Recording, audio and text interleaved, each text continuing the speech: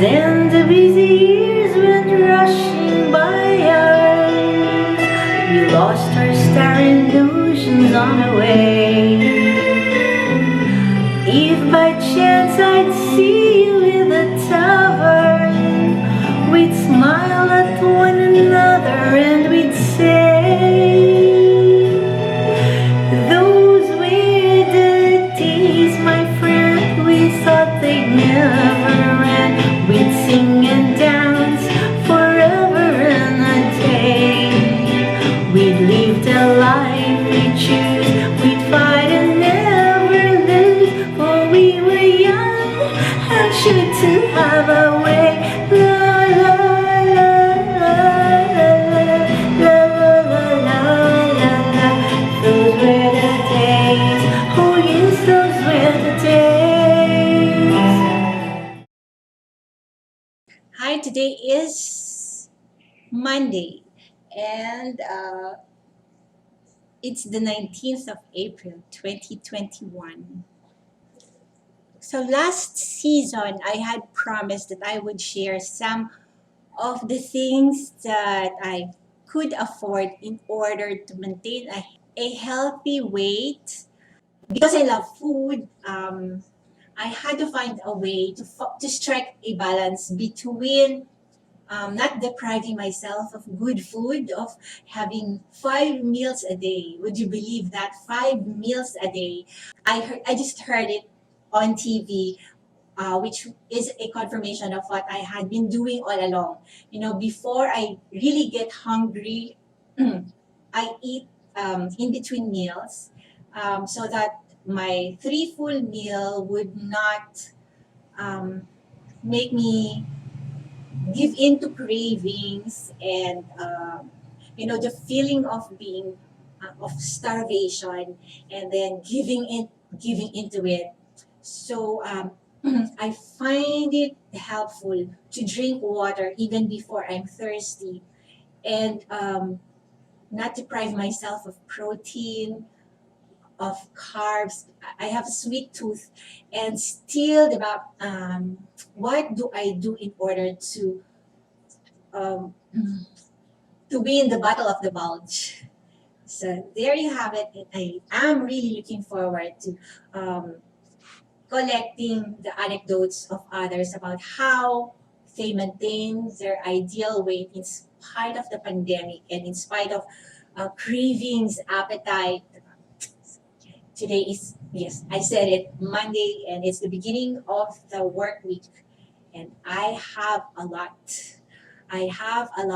of information and announcements to make in the coming days. Stay tuned. Hello, hi, this is yours truly, Clarissa talaga, and it's the 18th of April, 2021. So we just got back from the hospital, and there are many great news actually, in spite of the challenges that we have faced individually and as a family. More of that in the coming days. It's just that I am not at liberty yet, to share these very personal life moments for us. Going back to another equally serious matter. If I had not dug up the life story of this other Clarissa, whom some people had presumed to be me, as it turns out, it's not. I am not her and she is not me. There would have been no end to this if somehow I got distracted and if I did not persevere in finding out where the buck stops. This other Teresa had turned out to be a very unfortunate woman, what with her life choices, while she was but a young lass. If I just said I'm not her and did not go the extra mile, really looking where the buck stops, another woman will end up fitting the bill. The characterization and the deserving consequences imputed by such a punishing, the do-gooder. I have often talked about, the first party, the second party, and now this party who was said to be so motivated with good intention. Well, this is a wake-up call. A less fortunate woman might not be as fortunate as I am. So this is my way of providing footprints or, you know, for providing a way out. This is the help of one woman who have experienced the gender-related challenges. And just a quick tip, if I can say so myself, it won't hurt to listen and to get help. Where the help will come from, and what's the first thing to do. It ceases to be a question on whether there is something good, whether there are benefits that can come from such a situation, like really having that kind of person, a woman with so many baggage. That's not a question anymore. The question that remains is what those advantages are and for whom are they advantageous. And because the advantages of having a confusingly fake Clarissa being touted publicly as the culprit, the only redemption or benefit from such a misfortune, the party that can find such status quo to be advantageous, will be those who have come up with the characterization in the first place.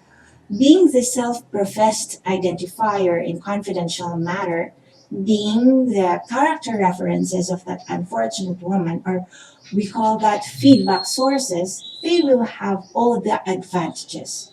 First off, their identity will not be put up there to be shamed about. So they have enjoyed a very long run of of being incognito, of being in a safe place, all the privacy that they needed to do and to say what they've been saying. So that's a very uneven playing field where all the advantages go to them, while that disadvantages naturally they are pinned to just one woman in her family whose past has been so dissected and analyzed and probed and diagnosed and condemned. Well, in our case, there's another shelf where specimens are labeled and entered into the database. We are the more fortunate ones. But what about those other women and children who have not made it to our level? Where are they ending up living, working, associating with, pleasing? Why do they wake up and before they retire at night? Who do they need to please? Where do they get their instructions from? Who are the people rating their day by day performance or labor?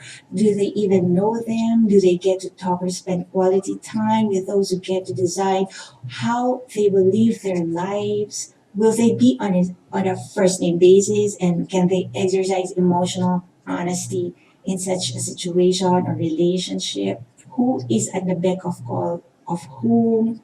Well, is our society here in the Philippines, do we have do we have we closed the door on the likes of women that we perceive as of low morals, and that if a man wants to corner the attention and proprietary rights, he would only need to draw up a woman whose virtue is already so compromised that presto, he can talk to her anytime, do to her what he can do to decent women who know their civil rights, take her to secluded place and make her confess.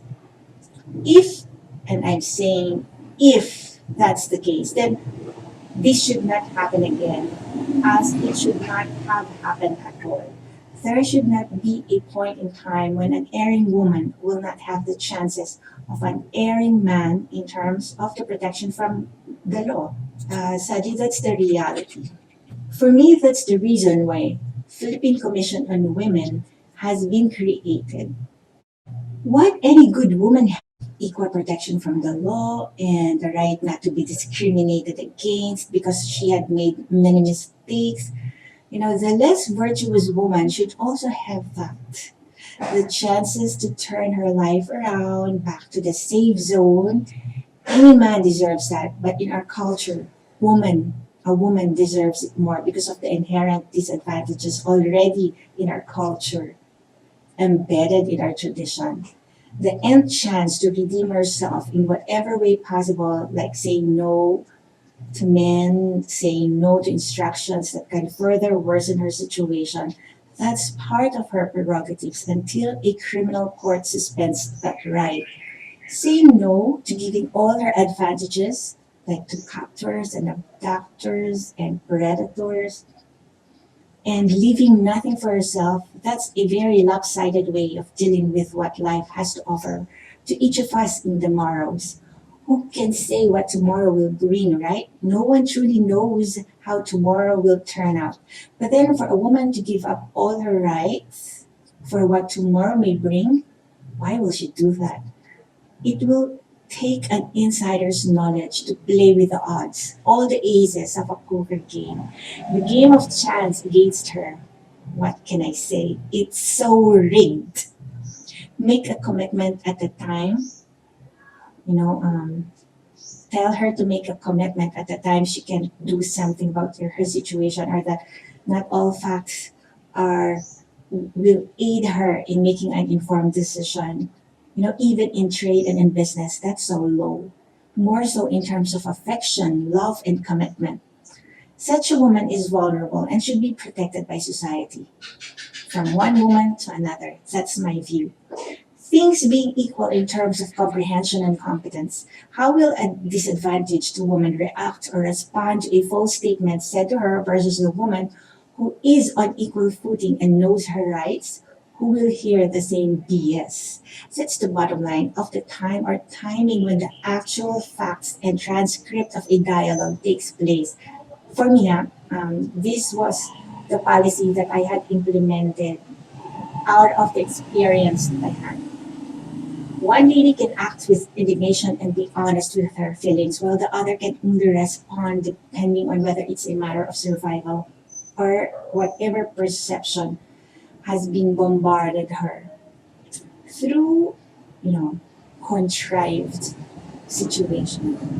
And so we should help provide a level playing field in a manner of speaking.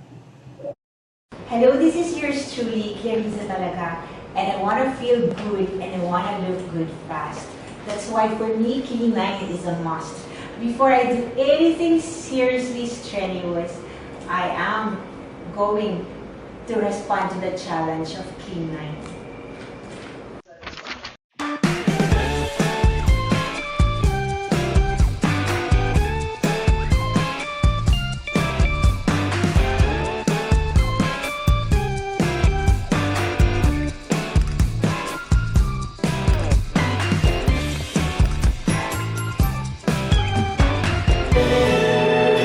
Those were the days, my friend, we thought they never end. We'd sing and dance forever and a day. We'd live the life we choose, we'd fight and never lose. For we were young and sure to have our way. La la la la la la la la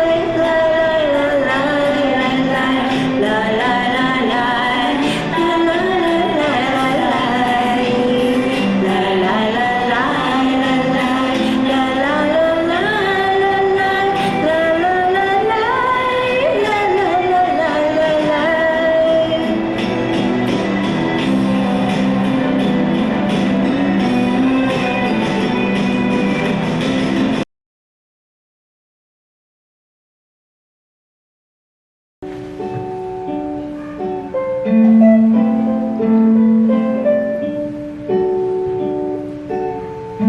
All around me are familiar faces, worn out places, worn out faces, bright and early for their daily races, going nowhere, going nowhere. Their tears are filling up their glasses, no expression, no expression.